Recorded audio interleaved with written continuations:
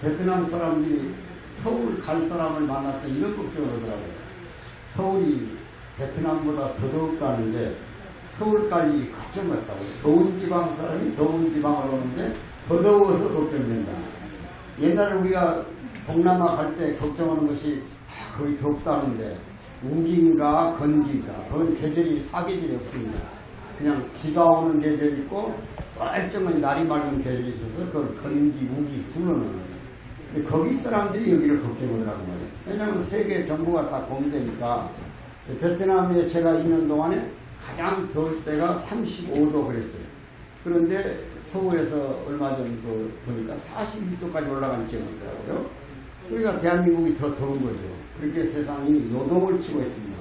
그 말은 바꿔말하면 과거의 기존의 세계 질서들이 이제 막 뒤범벅이 돼가지고 어느 것도 안정적으로 가는 그런 시스템이 없어요. 그래서 너무 걱정됩니다.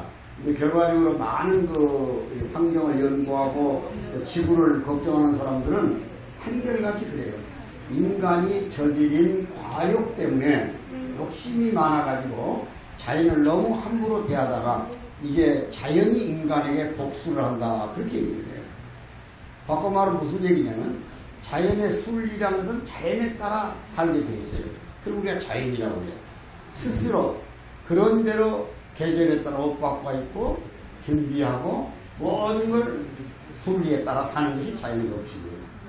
하나도 변함이 없어요. 어느 때 가을은 가을이고 겨울은 겨울이고 여름은 여름이지 하나도 안 변했잖아요.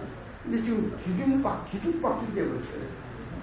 봄도 없이 여름이 와버리고 여름 지나서 끝나는가 하면 겨울로 가버려요.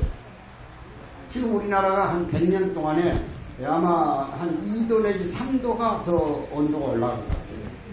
그리고 과거에는 제주도에서만 나던 모든 그 식물들이 육지로 다 올라왔어요.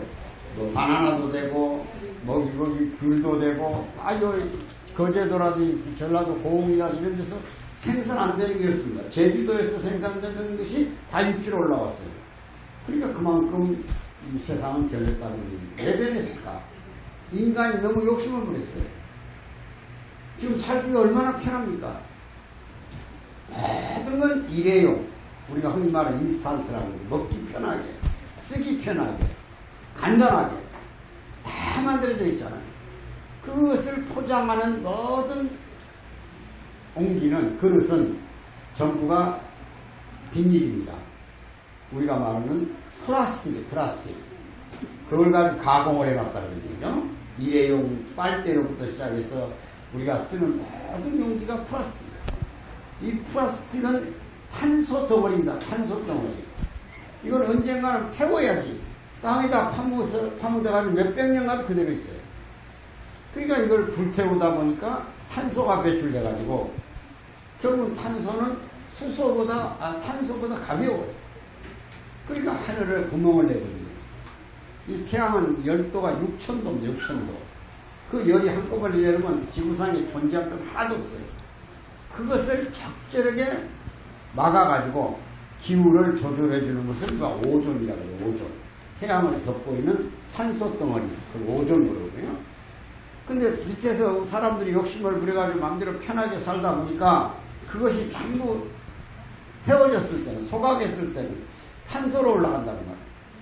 그 산소보다 가벼우니까 지구의 기후를 조절해주는 태양의 조절용 막인 오존을 구멍을 내버려요. 그러니까 태양의 열이 즉각 쏟아져 들어와가지고 북극, 남북에는 얼음 덩어리를 녹여붙었다고 합니다. 흰벽 보고 큰 얼음 덩어리를 보고 10년 후에 찾아가니까 잔디가 파랗게 나 있어요. 얼음이 다 없어져요. 사슴이 풀을 뜯고 있다 10년 만에. 그러니까 그 얼음들이 녹아서 결국 뭐가 됩니까? 물이 돼서 바닷물을 높여놨다고 합니다. 그것이 결국 기후변화를 또 일으킵니다. 우리가 라니냐 현상이라든지 엘니뇨 현상 그런 걸 하잖아요. 그런 것들이 결국은 미국으로 가면 토네이도가 되고 동남아로 오면 쓰나미가 되고 유럽에 가면 홍수가 되고 기후의 조절이 안 된다 그럽니다. 그럼 인간이 만든 모든 시설들은 1년에 강수량이 얼마냐? 그 어느 때 비가 제일 많이 오냐 이걸 대충 계산해 보는 거예요. 도시 개발할 때. 그래야 거기에 많은 하수도를 깔죠. 빗물을 흘려보낼 수 있는 배관을 깔아야 할 거 아니에요. 도시 개발 때. 그러니까 1년에 1,300mm의 비가 온다. 그런데 그 중에 6, 7, 8월 장마 동안에 한 절반쯤 670mm나 700mm가 온다. 그럼 그 용량에 맞춰서 배관을 깐다고. 우수 배관. 빗물을 흘려보내는. 근데 이게 어느 날 한 이틀에 다 1300mm가 와버린다고 합니다. 과거에 6, 7월 달에 얻은 장마철에 얻은 용량의 강수가 한꺼번에 이틀 동안에 다 쏟아져 버려요. 그럼 어떻게 배관이 그걸 견디느냐고. 역류가 일어나고 홍수에 묻혀버리고 도시가 산사태가 나고 이런 엄청난 재앙이 몰려오고 결국 이런 기후의 변화가 오늘 인간을 못 살린다는 겁니다.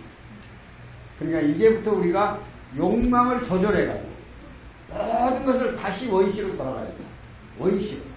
과거에 우리가 자연 속에서 쌀 다 연자망으로 찍어가지고 쪄가지고 그 다음에 그 화독에다 갈아가지고 또 그 다음에 벽가마니에다 담아가지고 대로 팔고 말로 팔고 그런 시대로 가야지. 편하게 살라고. 자꾸 이래요. 자꾸 막 7,000원 쌀 먹어야 된다고. 이런 식으로 다 청결미 막 포장해가지고 선전원이라고 오대산 쌀이 전라도 김제쌀, 지평선 쌀이 이렇게 그럼 전부 다 비밀이잖아요. 플라스틱 원료다 비밀이에요. 이 사람은 편해졌죠. 그러나 자연은 몸살을 앓다가 인간이 도보기 시작했다고 합니다. 마지막 박수 한번 쳐보시죠. 사람의 욕심을 다시 줄여서 자연으로 돌아가는 운동을 해야 되겠다. 얼마 전에 텔레비전을 보니까 엄청난 고래 한 마리가 죽어서 해변에 떠 있어요.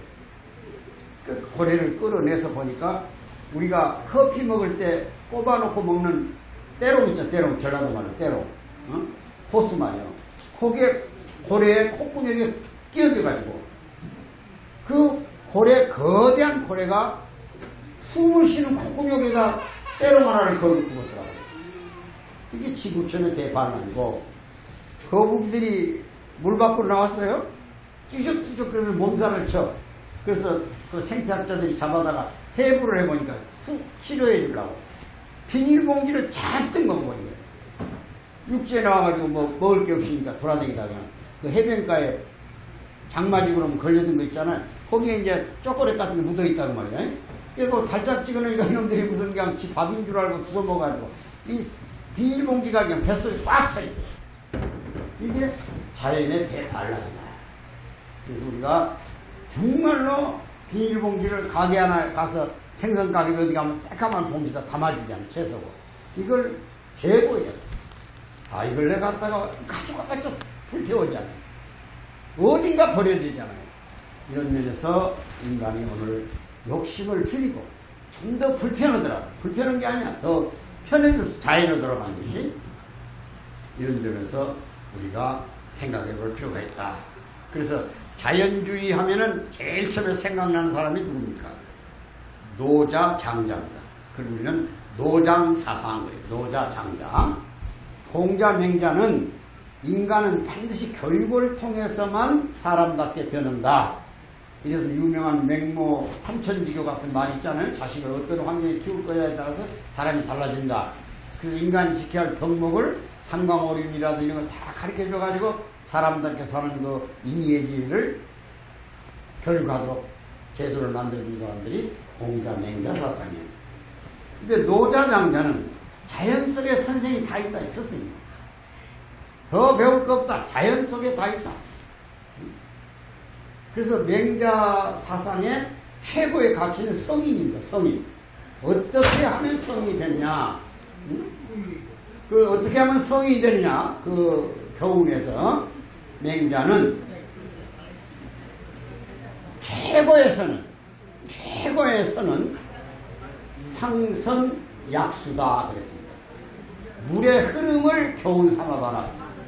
최고의 성인의 경지에 오른다. 물 자연대로 따라가는 거예요. 물은 원칙이 있죠. 반드시 물은 흘러야만 썩지 않죠. 흘러야만. 그대로 고이면 썩죠.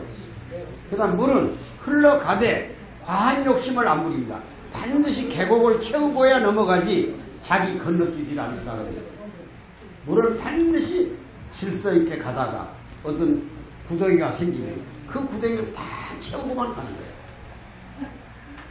물이 최고의 선의 가치다. 물의 교훈을 배우라.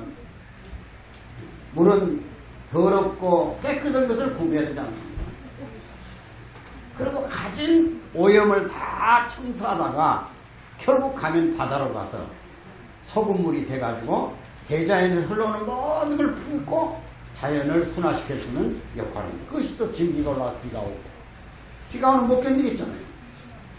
그러니까 물처럼 정말 욕심 부리지 말고 질서 지키면서 낮은 데서부터 절대로 건너뛰지 말고 순리적으로 살아봐라. 그것이 최대의 선이다. 그래서 상선약수가 최대의 선이다. 이렇게 공자님은 가르쳤어요. 장자, 노자라는 가르쳤습니다. 하나만 이제 말씀드리면 장자가 어느 날 제자를 데리고 산길을 가요. 그런데 나무 한 나무가 옆으로 컸어요. 그때 당시에 사람들의 가치관 속에는 나무는 두 가지 목적이 있다고 생각해요. 하나는 불을 떼는 거, 배에다가 불 떼는 거, 화목. 두 번째는 집 짓는데 상량으로 쓰는 거, 기둥. 나무로 다 세웠잖아요. 그러니까 요 정도밖에 모르는 시대 사람에게 옆으로 큰 나무는 쓸모가 없는 거예요. 반드시 해야만 쓸모가 있죠. 대가리죠. 그래서 제자가 장자에게 이 나무는 대버리지다 그랬어요. 그때 장자는 제자 등을 두들기면서 배웠지 않냐? 자연은 그대로 두라고. 다 자기 쓸모가 있어 옆으로 큰다. 30년이 흐른 뒤에 제자를 데리고 그 길을 갑니다. 장자가. 그때 그 나무는 이미 커가지고 엄청난 그늘을 만들었고 그 그늘 밑에 농부가 이러다가 멍석을 까놓고 낮잠을 자고 있더라고요. 그늘을 주는 데는 옆으로 큰 나무를 따라갈 게 없다. 다 목적이 있다. 그래서 유명한 말을 거기서 남겨놔요. 무용이 대용이다. 쓸모없는 놈이 가장 크게 쓰일 수 있다는 얘기예요.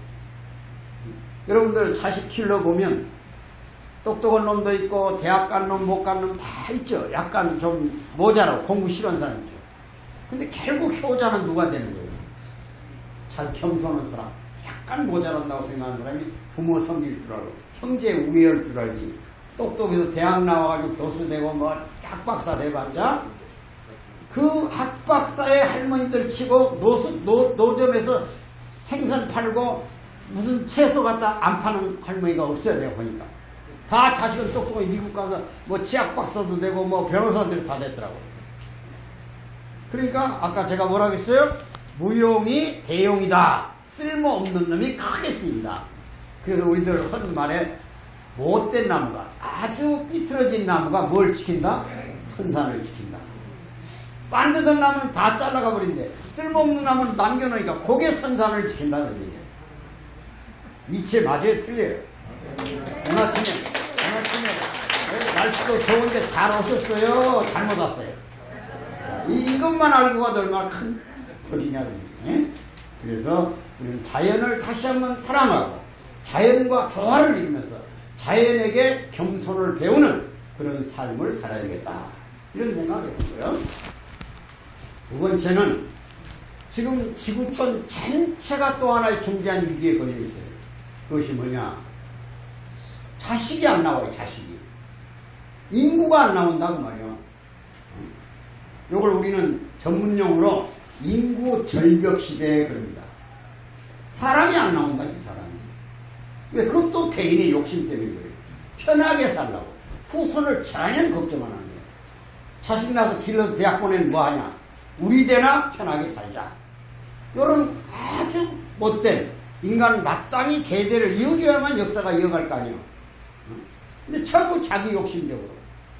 그걸 우리는 흔히 말하는 이기주의, 자기중심주의. 자기중심주의는 패망을 가져오는 결국이라서. 자, 보세요. 지금 우리나라 인구는 현재 5천만을 좀 넘겨놓고는 인구가 거의 이제 좌절됐어요. 지금 현재 여러분들이 가정을 가지면 두 사람이 합쳐지는 거죠. 하나로 가정이니까. 그러면 적어도 두 사람이 두 명은 낳아줘야 이어가 줄 거 아니에요. 그렇죠, 우리 어머니. 그런데 지금 평균을 보니까 우리나라가 1.09명이에요. 한 명 낳고 조금 더 나요. 그럼 인구가 줄어드는 거예요? 늘어나는 거예요? 그래서 금년부터 생산 인구가 소비 인구를 못 따라가게 됐다 그런 얘기예요. 자, 대학 문 닫아야 됩니다. 중고등학교도 문 닫아야 돼요. 시골에는 지금 폐교된 학교가 수두할 겁니다. 그러면 젊은이들이 안 나와요. 그럼 어떻게 노인들만, 자, 노인들은 이제 평균 연령이 83세가 넘어버렸어요. 100세 인생이라고 해요. 100세 인생. 지금 누군가 그 100세 인생 노래를 한 30년 전에 불렀다가 뜨지도 않았다가 최근에 인기를 최고로 올린 가수 하나 있죠. 이름 알아요? 가수 이름? 100세 인생?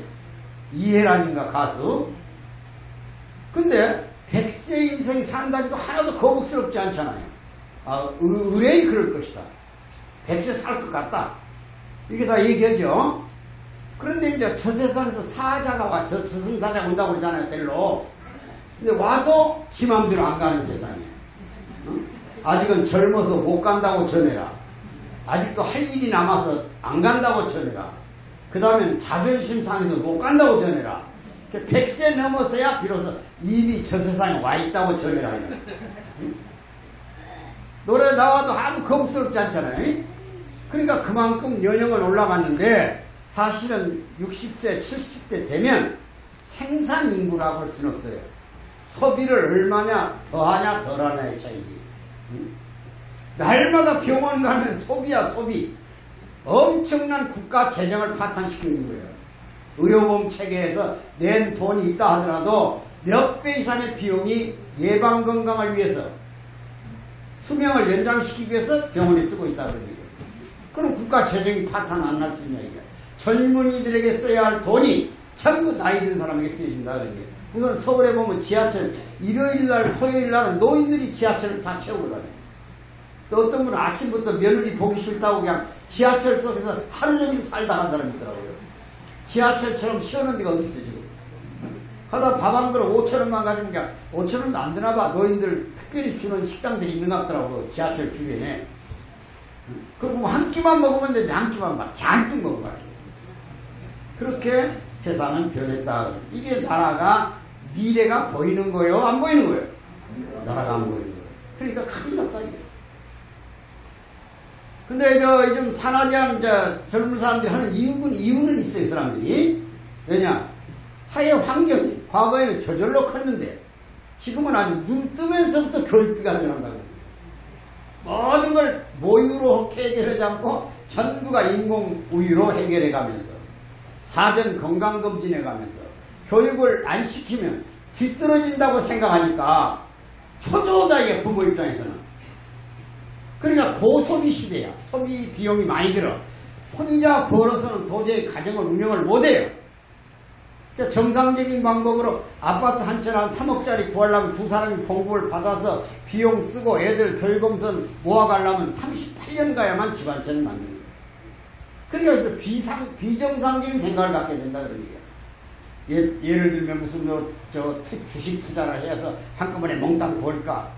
그럼 코인을 사가지고 몇백 개 올려볼까? 별별 다단계 판매가 한꺼번에 돈을 벌까? 별별 생각을 다 하다가 파산난 사람들이 더 많다는 거예요. 결국은 건강한 가정이 못 된다는 얘기예요. 그 다음 또 요즘 회계망측한 일이 벌이 세상에 있어요. 지그들은 점잖은 말로 성소수주의자들을 보호라 그래요. 성소수주의자. 남자끼리 결혼하고 여자끼리 결혼해서 지그들끼리 살아요. 그럼 천지 질서가 원래 음양의 결합이야. 남자와 여자는 한 가정을 만들어서 살게 돼 있어요. 맞아요? 틀려 그 말이. 그런데 모시매끼리 살고 여자끼리 살는 거예요. 개인이 무슨 뭐야 또 하나 레즈비아인 말. 근데 이걸 법으로 보온 나라가 있고 그런 사람을 또 대통령으로 뽑은 나라도 있어요. 서울시 광장에서 그냥 수만 명이 데모해요. 과거에는 동성동본 결혼한 것만이라도 허락을 해야지 불규칙적으로 같은 성끼리 연애해가지고 아들 딸 낳으면 호적에 등재도 한다고 난리 났는데 지금은 머시매끼리 사니까 결혼신고 받아둬라. 여자끼리 사니까 결혼신고 받아둬라. 회계망치한 세상이 아니에요 지금. 이걸 합법화하자는 사람들이 있어. 패거리가. 저 서울시장 박원순이를 중심으로. 근데 그런 사람은 또 국회의원 뽑고 시장도 뽑아요. 이게 제정신이냐고 전부가 다. 사람이 다 미쳐버렸어. 미쳐버려. 미치면 뭐 어떻게 되는 거야. 간장이 뒤집어져. 환장했다고 하잖아요. 간장이 뒤집어지면 환장이야. 그 환장하면 제일 뭐가 안 보여? 눈이 안 보이는 거예요. 눈이. 그러니까 앞뒤를 안 가린다 그런 얘기야. 눈 감은 사람들이 살고 있다 세상에 말이야. 그러니까 이런 것도 질서를 새로 잡아야 돼. 그 다음에 다른 나라에게는 없는 우리나라만 안고 있는 고통이 하나 있어요. 그것이 분단이에요. 분단. 다른 나라에는 분단이 없어요. 지금처럼 하나도. 우리만 같은 일이 갈라져 산다. 이거 얼마나 불편하냐고. 자, 만나고 싶은 사람을 못 만나는 것처럼 고통스러운 게 있어요, 없어요? 밤잠이 제대로 오겠어요? 자식을 잃어버렸는데 부모가 편한 잠 자겠냐고. 사랑하는 부인을, 애인을 잃어버렸는데 편한 잠이 오겠냐고. 그러니까 이 민족은 늘 트라우마를 안고 살아요. 건전하지 않아요. 불편하다, 이게. 뭔가 불편해. 그 다음에 북쪽에 있는 저 김정은이가 원자탄 만들어 놓고 지금 책상에 단추가 있다는 거 아니에요. 언젠가는 눌러버리면 지구촌을 다 불바다로 만들어야겠다고 공갈 치고 있어요. 공갈이 안에 싸질 수도 있어요. 그러니까 편할 수가 없어요.